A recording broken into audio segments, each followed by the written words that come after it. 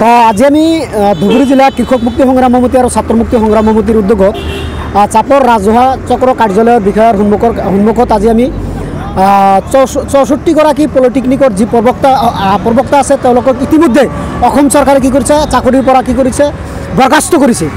যি সময়ত অসম চৰকাৰে ক্ষমতা দখল কৰাৰ কাৰণে কি কৰিছিল, চাকৰি দিব বুলি ক্ষমতা দখল কৰিছে, সেই সময়ত কি কৰিছে, শিক্ষকসকলক বৰখাস্ত কৰিছে। ইয়াত দুৰ্ভাগ্যজনক কথা।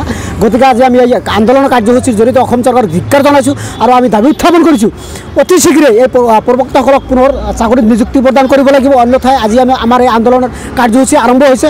অন্যথাই আমি ইয়াতকৈ আৰু তীব্ৰতৰ গণতান্ত্ৰিকভাৱে আন্দোলন কৰিবলৈ বাধ্য হ'ম। তো আজি আমি ধুবুৰী জিলা কৃষক মুক্তি সংগ্ৰাম সমিতি আৰু ছাত্ৰ মুক্তি সংগ্ৰাম সমিতিৰ উদ্যোগত চাপৰ ৰাজহুৱা চক্ৰ কাৰ্যালয়ৰ বিষয়াৰ সন্মুখত আজি আমি 64গৰাকী পলিটেকনিকৰ যি প্ৰবক্তা আছে তেওঁলোকক ইতিমধ্যে অসম চৰকাৰে কি কৰিছে, চাকৰিৰ পৰা কি কৰিছে, বৰখাস্ত কৰিছে।